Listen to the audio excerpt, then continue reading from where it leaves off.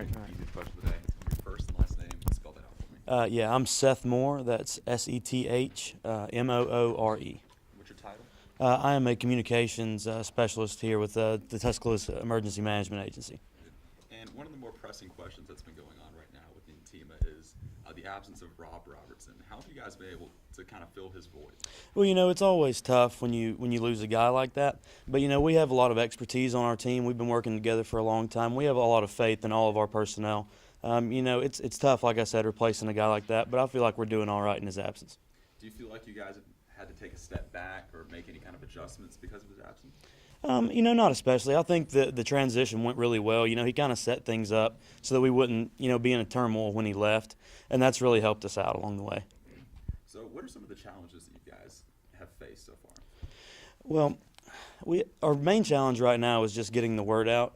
We've had the system in place for about a year now, but there hasn't really been any kind of formal push to get it out to the public because we wanted to work all the bugs out and make sure that everything ran smoothly before we gave them a bad product. You only have one chance to make a first impression, and that's what we're trying to do right now. Okay, so let's get down to, I guess, the meat and potatoes of this. What is Tusk Alert, and how is it going to help people in the state of Alabama? So Tusk Alert, obviously, there's a lot of talk about weather when it comes to emergency notification services, but it's about more than just weather. It can be used for anything from criminals in the area, a chemical spill, an active shooter, whatever you may need. It's just an emergency notification system. But it also does weather and things like that. So I realize the name is Tusk Alert. Is that just for people inside Tuscaloosa, or can it extend to other places in Alabama? Really, it's just the greater Tuscaloosa County area. Could you ask the question one more time? Yeah. So the name is Tusk Alert. Is it just for people inside the Tuscaloosa area? Okay. Yes. It's ran by the Tuscaloosa Emergency Management Agency, and so our main focus is the county of Tuscaloosa and some of the smaller areas in the surrounding it.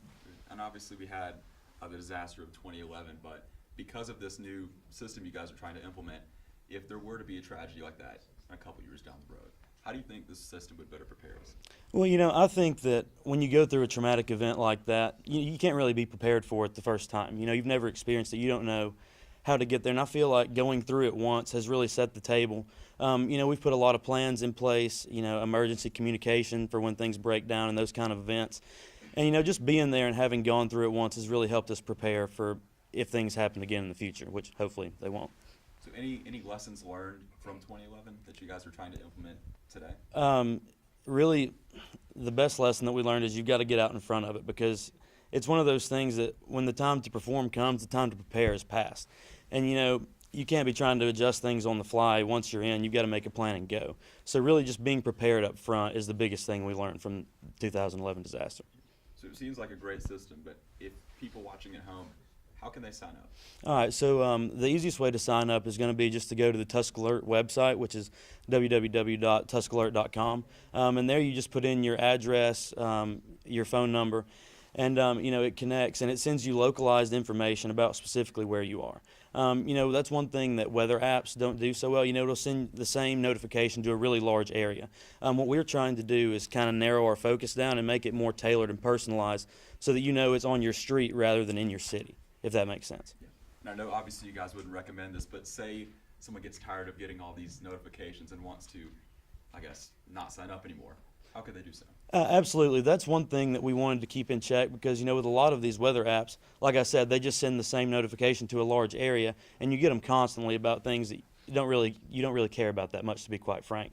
And so one thing we did was we implemented a filter system on our alerts. So you can pick what you want. You can do floods, you can do severe weather, whatever it is, but everyone's going to get alerts for tornado or warnings because that's something that we feel they really need to know so that they can take cover.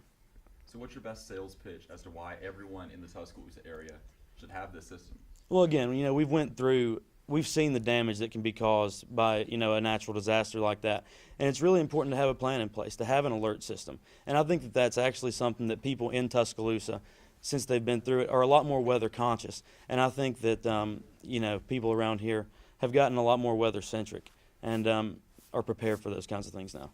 Anything else you'd like to add? I don't think so. Thank you so much for your time. Appreciate it.